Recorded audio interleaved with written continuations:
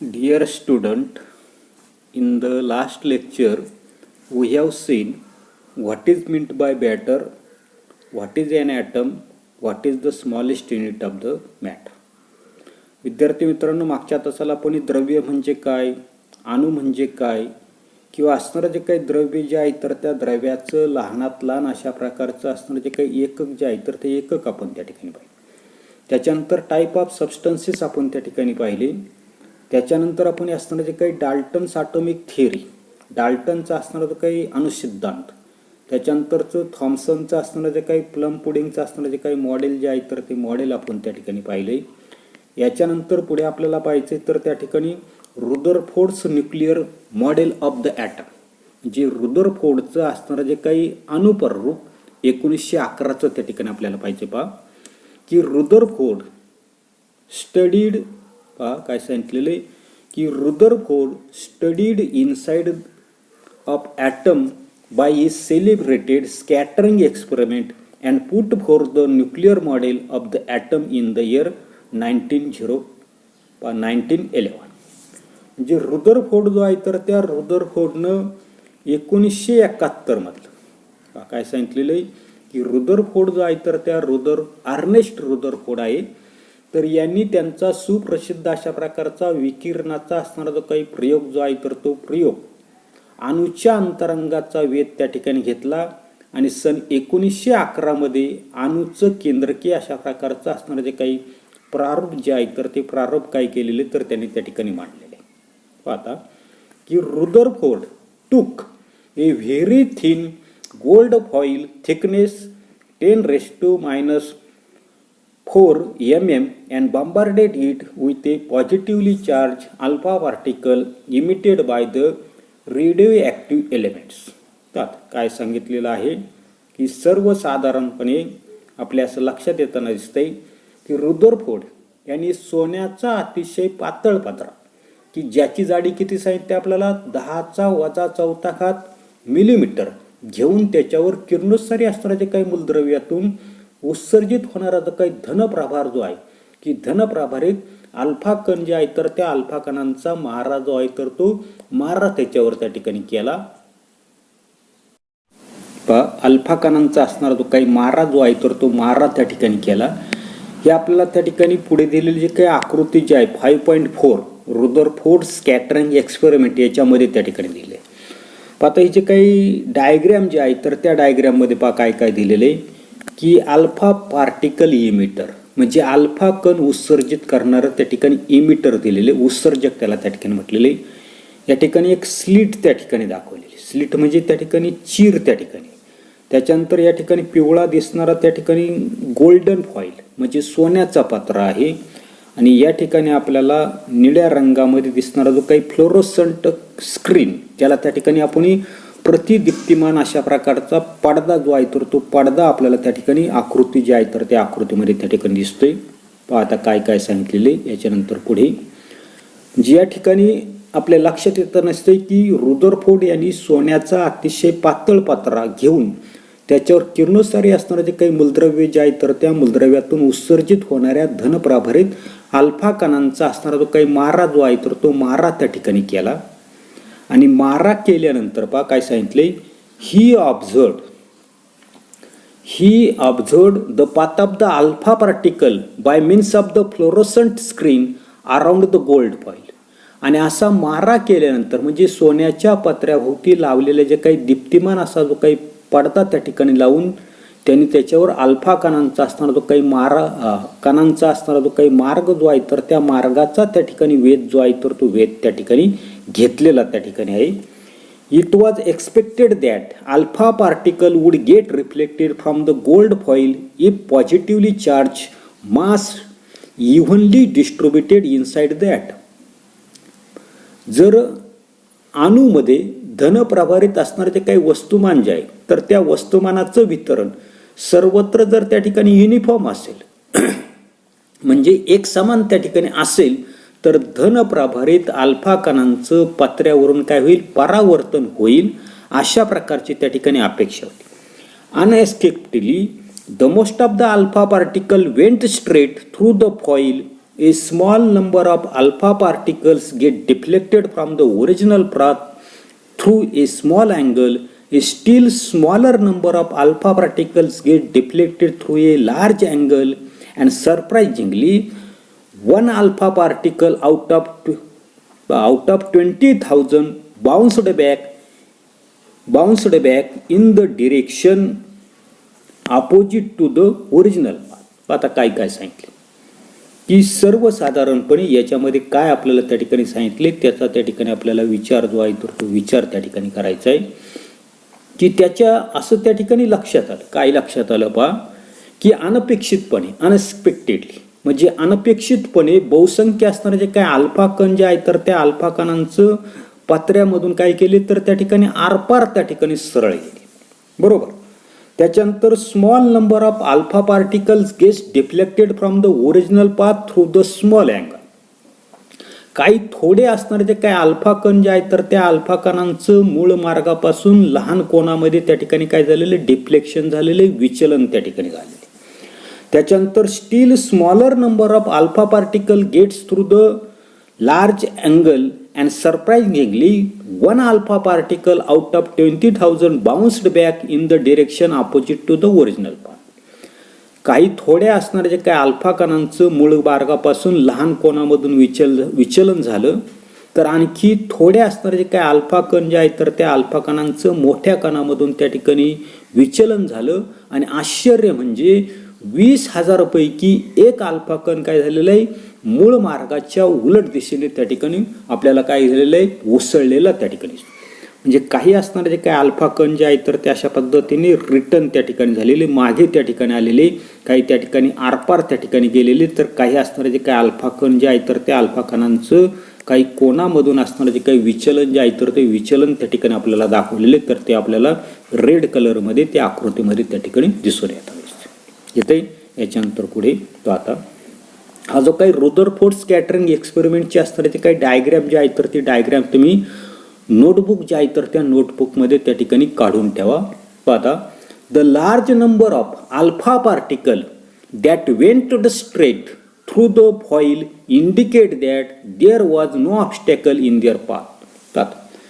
की काय सांगितलेलं आहे की मोठ्या संख्येनं आरपार केलेले जे काही अल्फा कण असे त्या ठिकाणी दर्शवतात. काय दर्शवतात की त्यांच्या वाटेमध्ये कोणत्या प्रकारचा ऑब्स्टॅकल म्हणजे अडथळा जो आहे तर तो अडथळा त्या ठिकाणी नव्हता. It meant that there must be mainly an empty space inside the atom in the solid gold foil. याचा अर्थ असा की सोन्याचा असणारा जो काही स्थायीरूप पत्रा जो आहे तर त्या सोन्याच्या स्थायीरूप पत्र्यामधील अणूंच्या आत बरीचशी जागा कशी होती एम्प्टी आहे म्हणजे त्या ठिकाणी मोकळी त्या ठिकाणी असली पाहिजे. पुढे the small number of alpha particles that gets deflected through a small or big angle must have faced an obstacle in their path. त्याच्यानंतर आपल्या त्या ठिकाणी लक्षात आलं की ज्या थोड्या अल्फा कणांचं लहान किंवा मोठ्या कणामधून विचलन झालं याचा अर्थ त्यांच्या वाटेमध्ये त्या ठिकाणी अडथळा जो आहे तर तो अडथळा त्या ठिकाणी आला. It meant that positively charge and heavy part causing obstruction would be in the centre of the atom. म्हणजे याचाच अर्थ काय सांगता येईल की अडथळ्याला कारण असलेला अणूचा असणारा जो काही धनप्रभारित आणि जड भाग अणूच्या त्या ठिकाणी सेंटरला होता म्हणजे मध्यभागी त्या ठिकाणी होता. आणि from this Rutherford put forth a nuclear model for an atom as follows. आणि यावरून रुदरफोर्ड जो आहे तर त्या रुदरफोर्डनं पुढील प्रमाणे अणूचं असणारं जे काही केंद्रकीय अशा प्रकारचं प्रारूप जे आहे तर ते प्रारूप त्या ठिकाणी मांडले.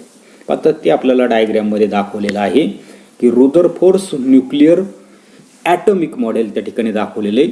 आता याच्यामध्ये आपल्या लक्षात येता नसते की काही असणारे जे काही कण जे आहेत तर ते कण काय दिसतात आपल्याला सरळ त्या ठिकाणी गेलेले आपल्याला त्या ठिकाणी दिसतात. बरोबर. आणि काही जे आहेत तर ते काही मात्र काय झालेले बाउन्स बॅक त्या ठिकाणी दाखवले म्हणजे माघारी फिरलेले त्या ठिकाणी. म्हणजे अशा पद्धतीने रुदरफोर्डचं असणारं जे काही न्यूक्लिअर ॲटॉमिक मॉडेल रुदरफोर्डचं केंद्रकीय असणारं जे काही अणुप्रारूप त्या ठिकाणी आकृती जी आहे तर त्या आकृतीमध्ये आपल्याला दिसून येताना दिसतो. आता याच्यानंतर काय काय आपल्याला त्या ठिकाणी दिसते तर सर्वसाधारणपणे आता पुढे या ठिकाणी की there is positively charge nucleus centre of that. म्हणजे याचाच अर्थ काय की अणूचा असताना तो काही केंद्रभाग जो आहे सेंटर जे आहे तर त्या सेंटर भागी म्हणजे केंद्रभागी धन प्रभारित असणारे जे काही केंद्रक जे आहे तर ते केंद्रक त्या ठिकाणी असते.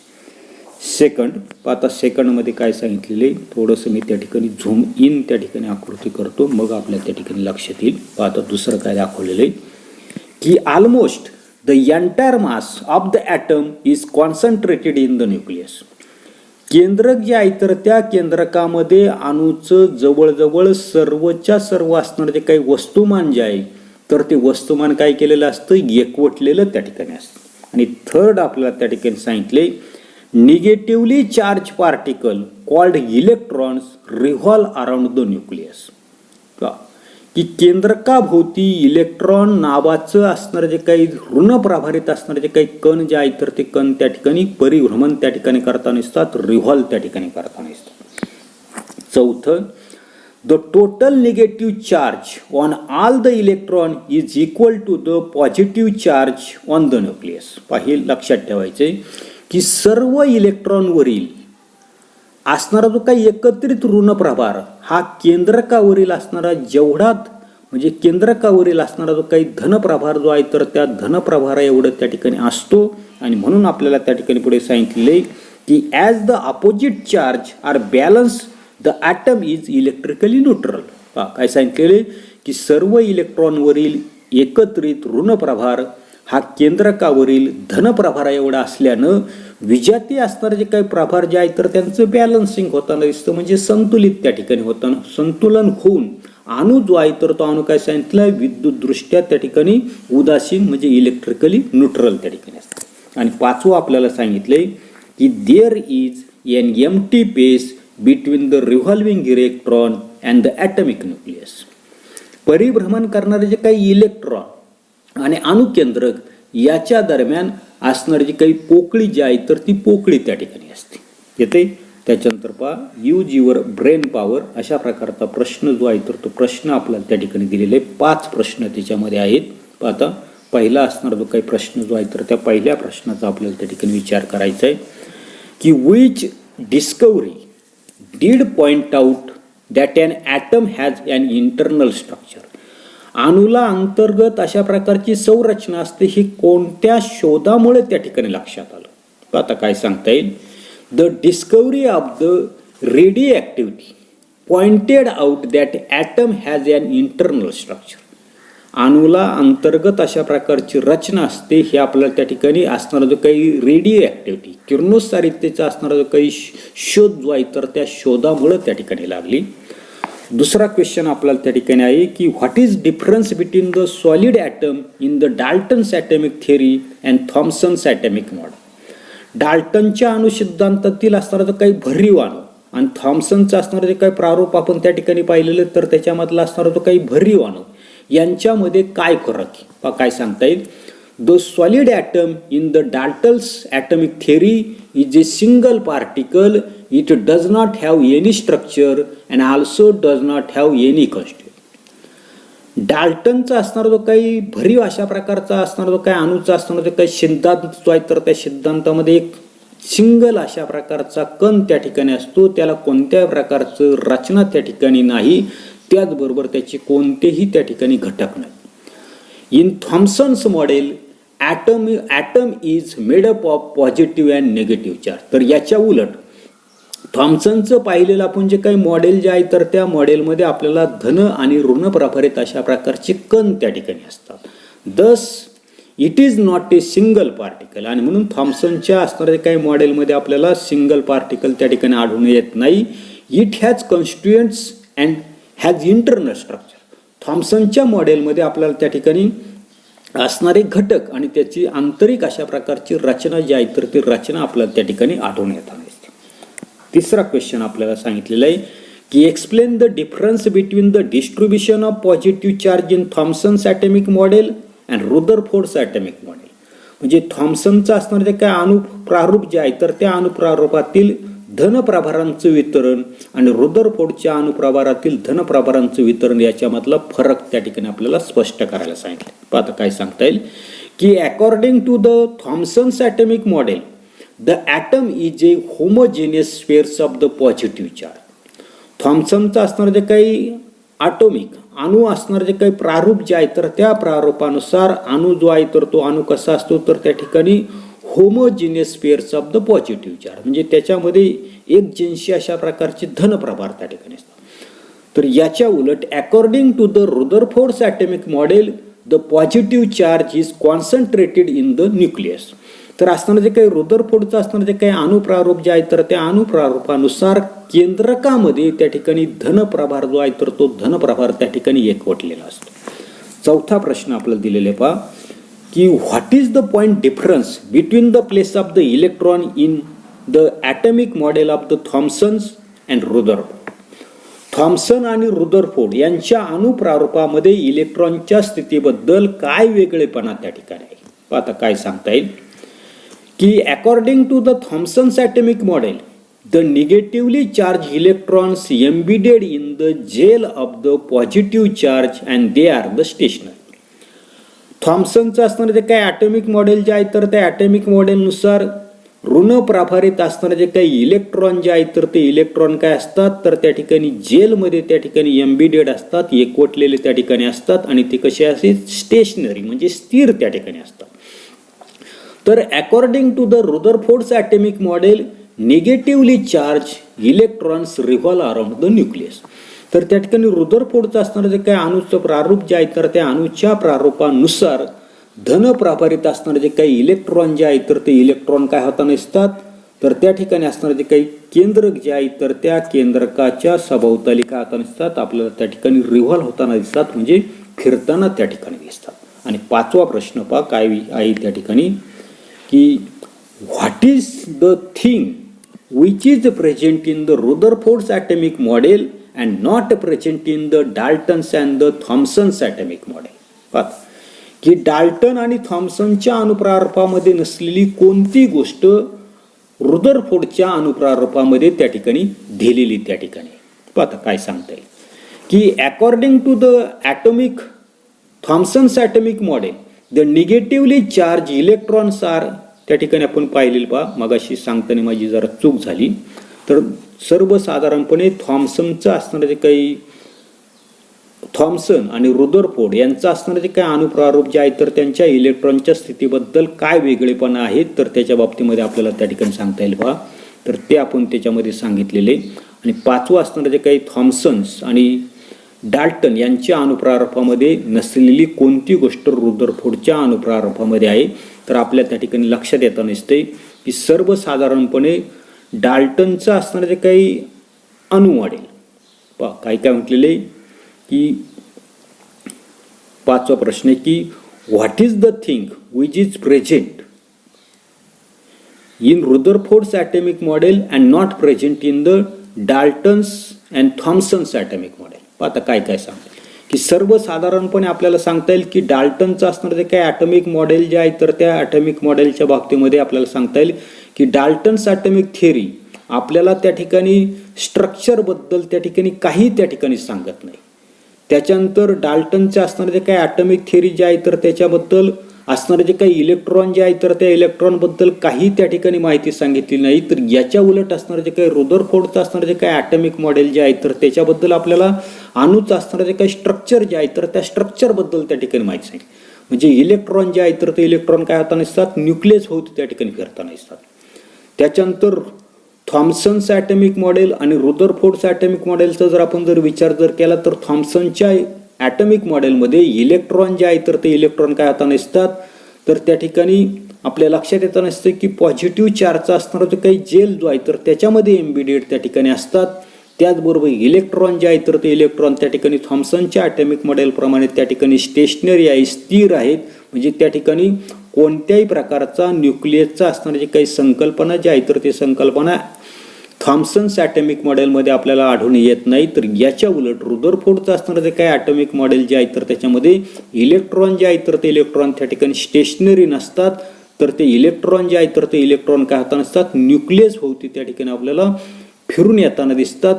हे आपल्या त्या ठिकाणी त्याच्यामधला फरक जो आहे तर तो फरक आपल्याला त्या ठिकाणी लक्षात येतो. त्याच्यानंतर पुढे पहा की an established law of the physics an electrically charge body is revolving in a circular orbit. म्हणजे वर्तुळाकार कक्षेमध्ये परिभ्रमण करणाऱ्या विद्युत प्रभारित वस्तूची ऊर्जा कमी होत जाते असा भौतिकशास्त्रातील प्रस्थापित अशा प्रकारचा नियम त्या ठिकाणी की according to this law the atom describe in the Rutherford model turns out to be an unstable.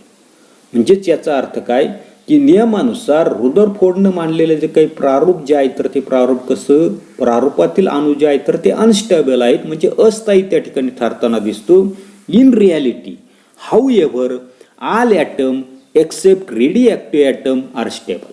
आणि म्हणून त्या ठिकाणी प्रत्यक्षात मात्र किरणोत्सारी अणू जर सोडले तर इतर सर्व अणू जो आहे तर त्या अणूंना त्या ठिकाणी स्थायी भाव जो आहे तर तो स्थायी भाव त्या ठिकाणी असतो. आणि this short coming of the Rutherford's atomic model was removed by the atomic model put forth by the Niels Bohr in the year 1930. आणि म्हणून या ठिकाणी रुदरफोर्डचा असणारे जे काही अणुप्रारूप जे आहे तर त्याच्यामधले असणाऱ्या ज्या काही त्रुटी ज्या आहेत तर त्या त्रुटी नील्स बोर हे जे काही शास्त्रज्ञ जे आहेत तर त्या शास्त्रज्ञांनी सन 1913 मध्ये मांडलेले जे काही अणुप्रारूप जे आहेत तर त्या अणुप्रारूपानं त्या ठिकाणी दूर झालेल्या त्या ठिकाणी आपल्याला आढळून येताना दिसतात. आणि हा असणारा जो काही भाग जो आहे तर तो भाग आपण पुढील तासाला त्या ठिकाणी पाहणार आहोत. धन्यवाद.